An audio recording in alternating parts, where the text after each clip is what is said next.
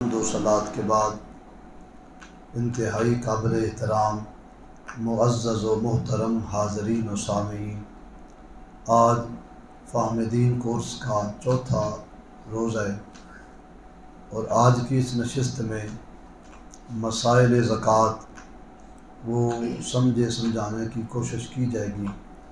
اللہ تعالیٰ کی بارگاہ میں دعا ہے اللہ 4 روزہ فہم دین کورس کی برکات ہمیں عطا فرمائے۔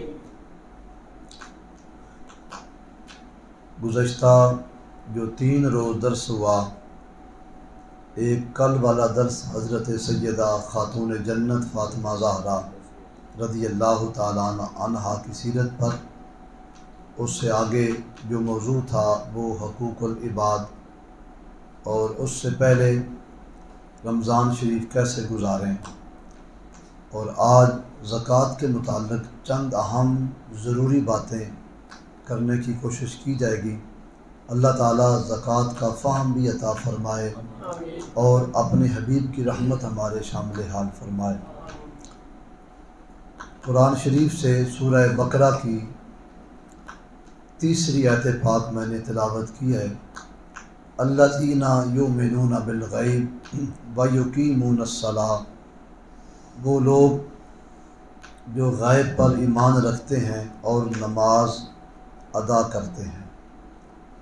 ومما رزقناہم ینفقون، اور جو ہم نے ان کو دیا اس سے وہ خرچ کرتے ہیں۔ مفسرین نے لکھا ہے کہ اس سے مراد ہے زکوٰۃ، کہ بندے کا اپنا کچھ نہیں ہے، جو کچھ ہے بندے کے پاس وہ رب کا عطا کرتا ہے۔ بندہ خالی ہاتھ ہی آیا ہے اور خالی ہاتھ ہی جانا ہے۔ پھر اللہ تعالیٰ کی یہ تقسیم کہ بعض بندوں کو تھوڑا دیتا ہے، بعض بندوں کو زیادہ دیتا ہے، پھر بعض بندوں کو تھوڑا دے کے دینے والا دل زیادہ دیتا ہے، اور بعض بندوں کو زیادہ دے کے دینے والا دل ان کے پاس تھوڑا ہوتا ہے۔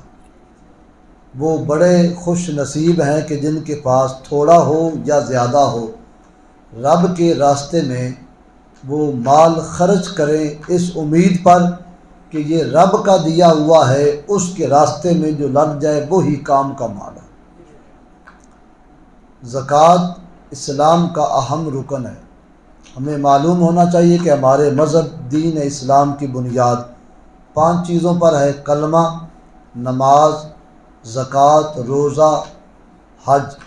یہ 5 ارکان اسلام ہیں، اور زکوٰۃ اسلام کا تیسرا رکن ہے۔ کلمہ سب سے پہلا رکن ہے، کلمہ شہادت، اشہد ان لا الہ الا اللہ وحدہ لا شریک لہ واشہد ان سیدنا محمدا عبدہ ورسولہ۔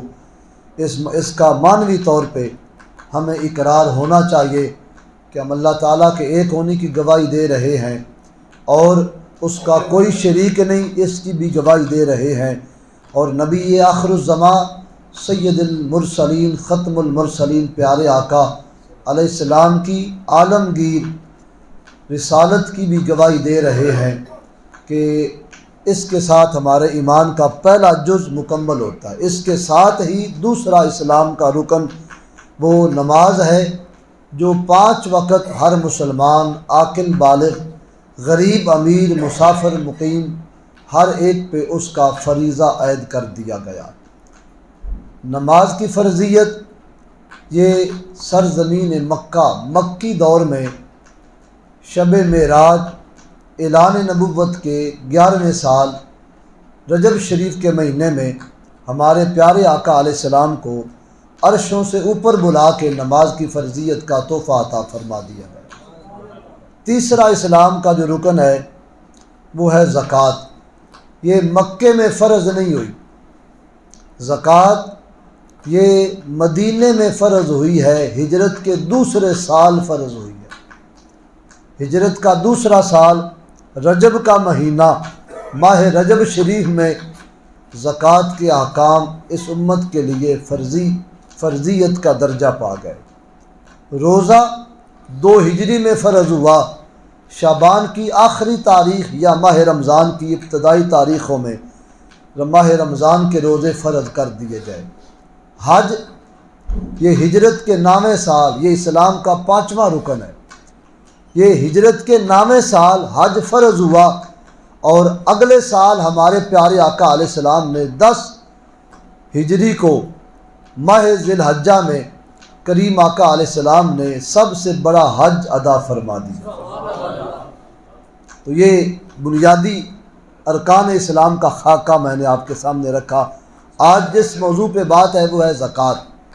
زکوٰۃ کو زکوٰۃ اس لیے کہتے ہیں کہ زکوٰۃ کا معنی ہے بڑھوتی، پاکیزگی، اضافہ، کہ جب زکوٰۃ دینے والا زکوٰۃ دیتا ہے تو اس کے مال میں اللہ برکتوں سے مالا مال کر دیتا ہے۔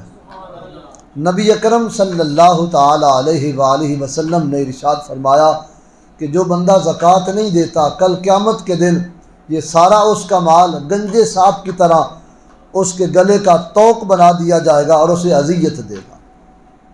اور ارشاد فرمایا کہ تم میں سے جو بندہ 6 چیزوں کی کفالت کی ضمانت دے دے ہم اسے جنت کی بشارت دیتے ہیں۔ صحابہ کرام نے پوچھا حضور وہ کیا ہیں؟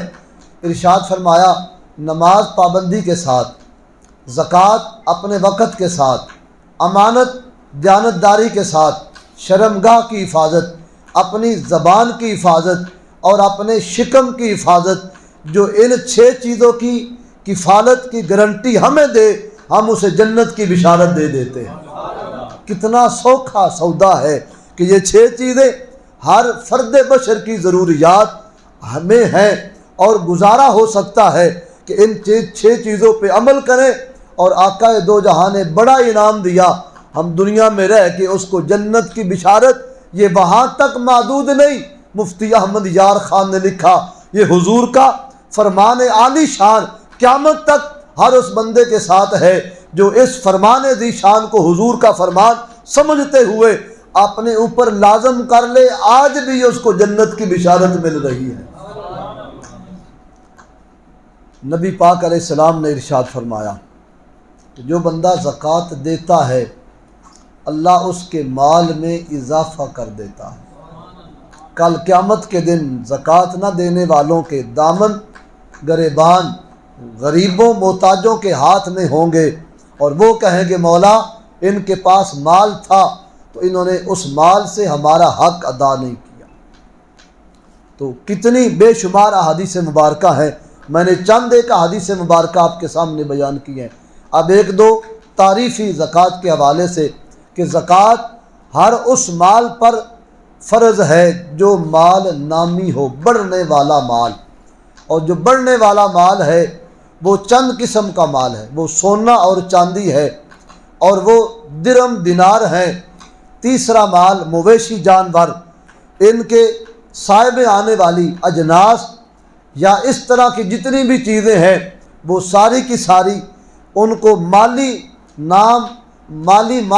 نامی مال کہا جاتا ہے، اور وہ بڑھنے والا مال، اور اس مال پر ہر مسلمان عاقل بالغ آزاد مرد عورت پر سال میں 1 مرتبہ زکوٰۃ ادا کرنا فرض ہے۔ بلوغت کی شرط رکھ دی گئی، مسلمان ہونا ضروری قرار دے دیا گیا۔ کافر بڑا ہی مالدار ہو اس پہ زکوٰۃ نہیں، مسلمان تھوڑا سا نصاب رکھتا ہو، تھوڑا سا جو اسلام نے زکوٰۃ کے لیے متعین کیا، تو اس پر زکوٰۃ ہر سال فرض ہے۔